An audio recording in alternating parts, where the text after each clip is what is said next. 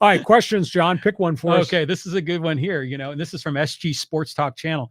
He says, the San Jose State versus Fresno State football game back on November 25th of 2021 was the most devastating game that I saw, where we got demolished by a score of 40-9, and Jake Haener threw for over 343 yards. Jake was a real gamer, is a gamer, and I think that's why he's being discussed right now, as maybe he's got some of the Drew Brees genes in him. I mean, he was a kid that didn't stay at the University of Washington when they were going through coaching changes, landed at Fresno State, and what a job he's done.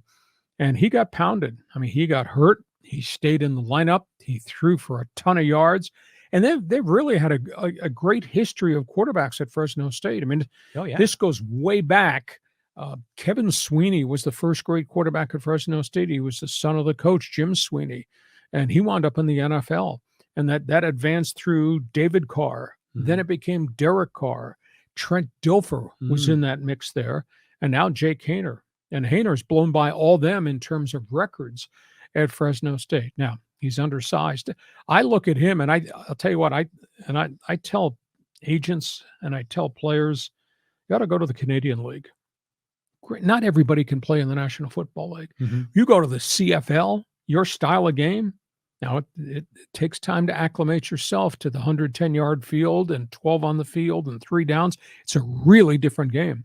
But we've had Americans that have gone up there and done very well. We've also had some gone up there that didn't flourish at all. I would have thought the CFL was ready-made for Akili Smith. You remember him? I remember him, Oregon, right? Yeah, Oregon Ducks from here. I thought he would have done well up there, and he didn't do well up there. But there's an academic adaption time for guys to go play in Canada, because the game is so fast, so quick, so different with 12 on the field on defense. It's really a different thing. But a Jake Haener type kid might wind up going up there and succeeding, because he's kind of like Doug Flutie. And where did Doug Flutie come from? Oh, yeah. He was in the CFL. That's right. Where did Warren Moon come from? That's who I think about as Warren Moon. And Joe Theismann. Right. So now that's a long time ago, but I think younger guys who might be 2 inches too short, if they can throw it and if their intellects, they could succeed up there. Now, they won't make $5 million a year in Canada, but you can go up there, live up there, stay up there, and become an icon up there, because a whole bunch of American quarterbacks have. But then you have to live in Edmonton, That's true. And you're way the heck up there in Canada. But yeah, I remember Warren Moon, and they were talking about him a lot. He went to Washington, I think. University of Washington. He might have been one of the first black coaches in what was the Pac-8 at that point. Yeah. I mean, what a great player. And they were always talking about how he could come to the NFL. And boy, he went to Houston. He was terrific. So you say it requires a special intellect to play in the CFL. I mean, Warren Moon was definitely that. And they devised an offense when he came to the Houston Oilers. They threw the ball a lot, and they ran. It was the beginning of the short period of the run and shoot in the NFL. And Warren Moon was a great quarterback. He wasn't statistically a dominant quarterback at the University of Washington, but I think either he or Sonny Sixkiller might have been the first minority quarterback in the Pac-8. Now, Sonny Sixkiller? That goes back 1,000 That's a guy's name, really? Yes, he come from Indian descent. Okay, wow. And he never quite made it here, but he did go to Canada and play. But Warren Moon is just a legend. But he had to be in a devised offense, and they devised the run and shoot with him. And holy cow, they were good up and down the field till coaches figured it out. But like Mike Holmgren said, you give me time, I'll come up with another video. I'll find a way to slow you down, John. Yeah, who was that coach that was always well known for the run and shoot? He was like Mouse Davis. That's it. Yeah, he was the architect. I knew it was like some kind of a rodent was involved with that. But that was a fun run. And then that became, remember, in vogue, this run and shoot. And remember, there was a quarterback that got drafted out of the University of Houston. And what was his name? And they thought he was the ideal run and shoot guy. Didn't work out. And it didn't work out. But the problem with the run and shoot is 5 wides. You don't have anybody to protect. If they start blitzing, your quarterback's going to get his brains beat out. And you got to get the ball out of there quick before they get you get them. Yeah. But all offenses evolve. And from the run and shoot, we went to the current air raid drill. Mike Leach has made that so spectacular. Yeah. Well, he came as an assistant coach from a guy by the name of Hal Mumme. And Mumme developed this air raid attack with, in essence, it's 5 wides, no backs, or one back sprint draw. He devised it at a small college in Iowa, and Leach was there with him. And then they went to Valdosta State, which had a great success for a short period of time. And then Mummy took it to the University of Kentucky, and they had a quarterback by the name of Tim Couch, who excelled and became the number 1 draft pick of the Cleveland Browns.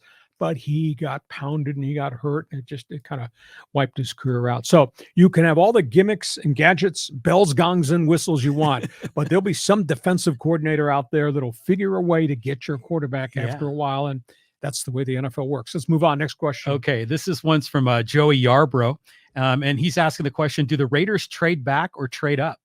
Well, I don't understand the rumblings out of Las Vegas that they would even consider a quarterback, but they brought all those quarterbacks in, the top 5 that I mentioned, for visits.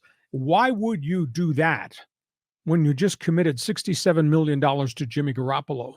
What they need to do is take those draft picks, starting with number 7, and load defense, because the John Gruden defensive drafts were abysmal. They had no defensive players. There's hardly any of the Gruden draft picks left. What a fiasco that thing was.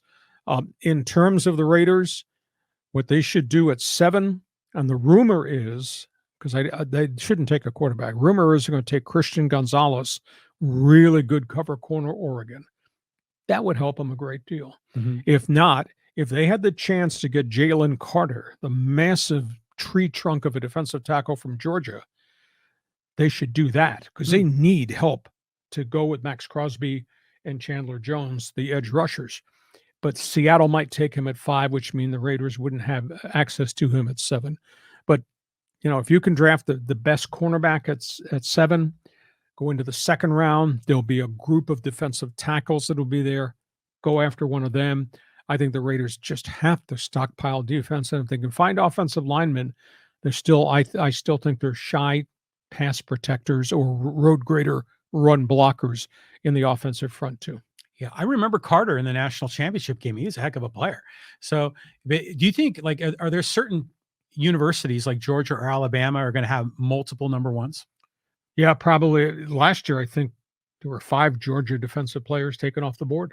Wow. And that happens historically. I think Alabama's a little bit down in terms of draft prospects. Alabama historically has always had their running backs, their wide receivers, and their offensive linemen who get drafted. So fascinating to see where all the power is. On we go. Next question. Okay, let's go check out some of these YouTube comments. And this is a Charger question from Michael Dabler. It says, hey, hello, guys. Your show is fabulous, like always. What do you think the chances that the Chargers trade players away on draft night, like maybe Austin Eckler, to a playoff contender? Thanks. I don't think anybody wants to take on a $6 million contract for a running back. And I don't think the Chargers should trade that guy, because he's an integral part that helps make Justin Herbert so dynamic, because he can run it and he can catch it. Like I said, he outplayed his contract at 7,700 all-purpose yards in 5.5 years. I would not trade him. What the Chargers do, they're in a position, I think, John, to get a really good player sitting there. I think they're 21 in the draft. Historically, they've never been brazen like trading up, and they have not really. They're very conservative. They've never traded back. They're going to get a good player where they are in the 20s. The tight end from the University of Utah is probably the player that's a perfect fit for them. Dalton Kincaid caught 70 balls at Utah. And what do they need offensively? They do need team speed at wide receiver. They could go wide receiver and take one of those speed guys, or they can take a really proven tight end. Now, he's not a hefty blocker, but you got a pretty good offensive line that you have now rebuilt. What you got a tight end that goes down the seam.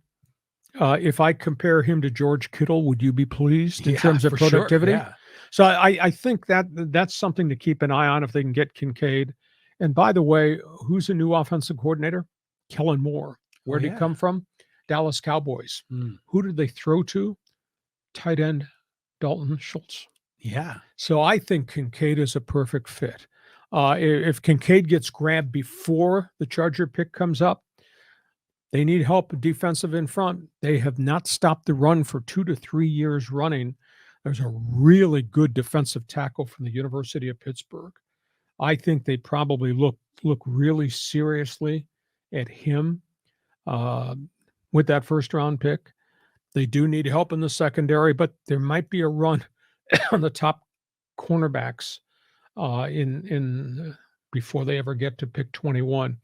So I would think tight end or defensive tackle, but they're end of the day they're going to get a really good running back. And if something weird happens, if Bijan Robinson from Texas, the top running back, 1,800 yards rushing this past year and catches the ball, if he were to tumble down, I'd have to look really seriously at him, even though you already got a star running back in Austin Eckler, but you get Robinson, he changes the dynamics because he is big and powerful and runs for tough yards. And you could keep Eckler for one final year of his contract, and then maybe he becomes a free agent. So that's what I'm looking for the Chargers to do. I think the tight end would just be a great addition to all the chess pieces that Justin Herbert has to play with on Sundays. Well, didn't they already have that in Hunter Henry? And why didn't that work out with the Chargers? He got nicked up a lot, and then they were not going to pay him $8 to $9 million to stay, and they let him go. He's playing is it New England? He's playing in New England. Yeah. And he was productive, but he's not catching George Kittle's 75 pass per season productivity. He was a good player, but he got dinged up a lot. So he was out of the lineup an awful lot, but I like Kincaid. I see a lot of productivity in that kid from Utah. Yeah, right on. I mean, this is going to be just such a great draft. I'm really looking forward to this. Any more? Yeah, here's kind of a fun one. It's kind of a different angle here from Matt Cradaville. He says, is it true the Raiders owner Mark Davis is having a cow over the Las Vegas Athletics? Nah, I don't think so. I mean, that's something for some columnist to throw up on a wall and see if it sticks. Las Vegas has exploded in terms of a relocation site. The NHL, Vegas Golden Knights were the first one into the market, and they've sold out every game ever since. And they got one of the best teams out west in the National Hockey League.